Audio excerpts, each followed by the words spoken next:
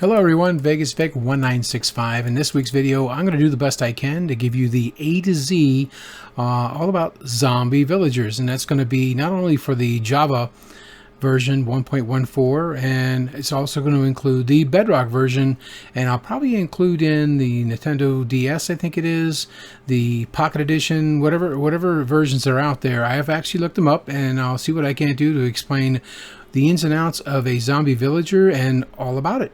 So, without further ado, let's find out.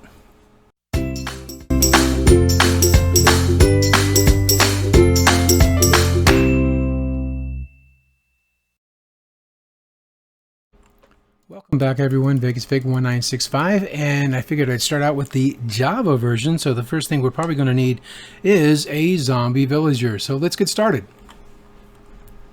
Over here I've got a few things set up to make this easier and quick. Hopefully it'll be a nice short tutorial, won't take up too much of your time. Start off with our zombie villager over here. It looks like he could either be a farmer, could be a shepherd. He definitely looks like a brown robe. I don't see... Oh, there might be... We have no idea what he's going to be when he gets changed. But what we need here is a splash potion of weakness and a golden apple. So let's take our splash potion of weakness and we will hit him with it. That gives him the weakness effect. Next we'll do is we'll feed him a golden apple. You'll see he starts to shake and sizzle. You'll hear that sound. And then it usually takes between 2 to 5 minutes, and he will then revert back into a villager. Now, one thing to note here on Java version, for a zombie villager that you find out in the wild, is there's a 5% chance if there's a zombie that can spawn in an area, a 5% chance that could be a zombie villager. Now, with the Java version, once he changes back, he will actually change back to unemployed. And if we set down a workstation, we can pick whatever profession we want.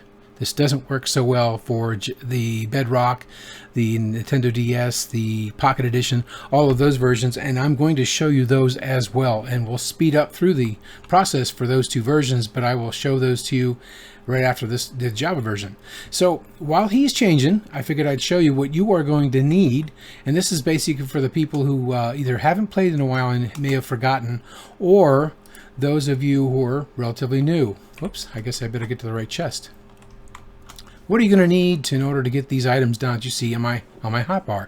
The golden apple, that's relatively easy. You're going to need 8 gold ingots, and you'll also need an apple. And you put that in your chest here. The golden apple goes in the apple goes in the center, and the 8 iron ingots will go in this, and that'll give you a golden apple. Now for the splash potion of weakness, we're going to need a number of things. We're definitely going to need a brewing stand, and to make a brewing stand you're going to need these items here. 1 blaze rod, which you can get out of the nether, unless of course your server has a market and you can buy those, and you'll need 3 cobblestone. Putting these 3 in, as you will see, into your crafting table, you will see you'll be able to get, well, I used that many, but you only need 3. But that'll get you a brewing stand. So once you get your brewing stand, you'll set your brewing stand up, and we'll just pop it on over here. Why not? And in your brewing stand, you will get 3 water bottles, which we have in this chest as well. And from those water bottles, you're going to load those up. And the first thing you're going to need is not netherwort. Don't make the mistake of putting netherwort in there. What you're looking for is this fermented spider eye. Now, to get a fermented spider eye, you need a spider eye, a piece of sugar that you get from sugar cane, and a brown mushroom. Now, we need to put it in that order in our crafting grid, and that'll get us a fermented spider eye. So we put that there, the sugar there, and the brown mushroom over here, and boom, voila, you have your fermented spider eye. Now, with the fermented spider eye, that's the first ingredient that you're going to put into our brewing stand. And again, it's in the chest. And of course, this brewing stand must run, the fuel it needs is going to come also from those blaze rods. Because if you take a blaze rod and you put it inside the crafting table, you'll see it'll get you 2 blaze powders. And you need at least 1 blaze powder, at least to fill that completely up. So what you'll do is you'll pop that in there. That'll load up your fuel for your brewing stand. You'll put your fermented spider eye in. It will brew, and it will turn all these in, and we'll show you in just a moment. Let's see how he's doing over here. He's still working on changing to a regular villager. Now, it takes between 2 to 5 minutes for these guys to change back to regular villagers. And one note I want to mention, even though on Java version, we can change their profession to whatever we want once they change back, there is, however, one caveat, and that is, let's say, for example, some zombie villagers had gotten, or some zombies had gotten into maybe your trading hall or another area where you have villagers, and those villagers that you've traded with before and built up the trades and got the things you want, one or two of those have changed into a zombie villager. If you capture them and change them back into a regular villager, those professions will be locked since you locked them before. So that's the only difference between the normal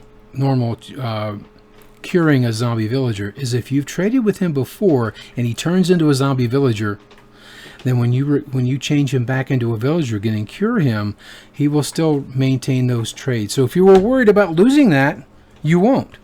But if you were wanting to get a different type of trade through that villager, that's not going to happen. Only if you find one out in the wild, or, well, basically what we're looking at is going to be an unemployed when he's done, and he's going to be at novice level because he supposedly came from the wild. So this should be done by now, and what you're getting is a potion of weakness from that fermented spider eye. Now, to make that potion of weakness even stronger, we have it right in here. Ooh, we have it over here. Or we don't. But to make this potion stronger, what you're going to, I'm going to check and see if I put it over here. And I guess I didn't. We will pull it out of here. To make it stronger, or last longer, you're going to need some redstone. Just one redstone dust. There's one. And then to make it a splash potion of weakness, we're going to need gunpowder. And there it is. So the next thing you'll load up in there is the redstone dust. This will make this potion of weakness longer. Should be 3 minutes, 4 minutes, we'll find out. Let's see if he's changed. He has changed. And you notice, like I said, in the Java edition, he will go back to unemployed. So at this point, we could actually select whatever profession we would like to have for him. So let me pop down a few here, and I'll show you what I mean. Coming down here, I can set down this workstation, and of course it has to be at a certain time of day.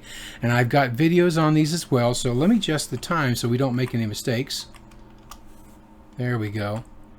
Now you see he's changed in. He'll change into whatever profession when you set down a block initially. But if it turns nighttime and you remove that workstation, he's going to maintain that trade and the profession until early morning at 2,000 ticks. So let me remove that, and you'll see there he goes, right back to unemployed. So we could actually pick something different. There we go. Now we got a Mason, one of my favorite classes, especially with the raids. You could remove that. He's right back again to unemployed. Now we got a farmer. And now we have a butcher. And this works again on my other videos. I show that it works between 2,000 ticks and 9,000 ticks. So that concludes that one for the Java side of things. Getting back to this potion thing, I want to make sure I don't miss this for anybody. It is 4 minutes. Now you want to turn this into a splash potion, just like we have here. And again, what I mentioned earlier is you use gunpowder. That will turn that right into a splash potion of weakness, which you can use setting up over here and just toss it at him.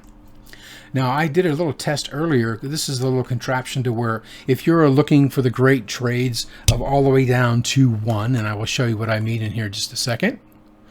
See, normally he sells, he'll take 4 raw rabbit meat and he'll give you 1 emerald. Now, I had turned him into a zombie using that zombie you see right there on the right. And then I changed him back into a villager, and he remembered it. Now, as long as these other villagers see this happening in front of them, they will gossip about it, and you'll have 4 days of great trades just like this, all the way down to 1. Takes 1 raw mutton to get an emerald. These are great trades, and that's something you could actually set up with 1 villager. As long as I probably should have done it over here. This was a test to see if it would work from here. We're about 13 to 15 blocks away, and I had cured him right in this area here. But since these guys didn't see that happen, because I had a block here blocking that, there is no discount on these trades, as you can see. So my test was confirmed. You need to cure that zombie villager right in front of these guys. Give them a chance to gossip about it. And again, it'll last for 4 days. Those great prices. So coming back over here, finish up what we've got. You'll see in our brewing stand now, we have Splash Potion of Weakness. Now you don't have to make 3, but I mean, since you've got the materials, you might as well put 3 water bottles in there. So that concludes the Java side of things. I hope I didn't miss anything. We're going to go run over to the Bedrock side and show you what happens over there. Relatively similar, but there are some differences. So I will be right back. Okay, welcome back. We are now on the Bedrock side of things. And to get things started, we need to get ourselves a couple of zombie villagers. So let's set a couple in there. There are some differences, and I want to mention that the wiki says that if you surround a zombie villager with a 9x9 set of iron bars, that you will receive a 4%, they'll actually change back to a villager 4% faster. Now, I don't believe that 4% faster is worth all the iron it's going to take to make that 9x9. So it's up to you, but we're actually going to find out if it's going to work or not. So I figured, why not? If I'm in creative, let's go ahead and see how fast 4% discount really is going to be. So we've got them set in there, and I will start off on this side first to give them a jump start, and we're going to go ahead and hit this person with the Splash Potion of Weakness with this zombie villager and this one here. Then we're going to feed them a golden apple. Feed this one a golden apple, and I'm sure you heard that. Now we're going to sit back and watch and see how long it takes to change these guys back. Now, unfortunately, with the zombie villagers on the Bedrock side, you are stuck with whatever profession they have when they change back. Now, I've got a few workstations down there. I may have to change it. It looks like they're brown robed. They're probably going to be either a shepherd or I don't see a hat, and usually they'll have a hat for either the barrel being a fisherman or the composter being a farmer. But we shall see. As a matter of fact, while we wait, I will go ahead and speed through this till they make the change, and I'll get myself a few of the other workstations ready to go just in case. So we will be right back.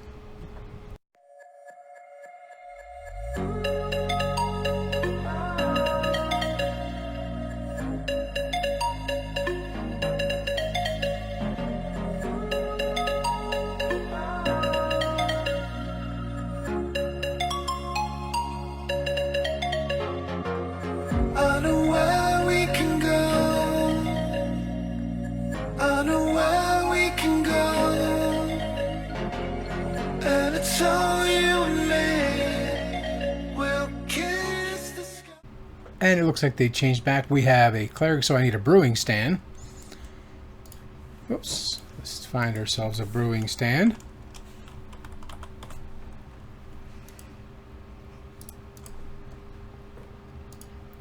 And I'll load the other ones up just to prove that we are kind of stuck with these on this side of things.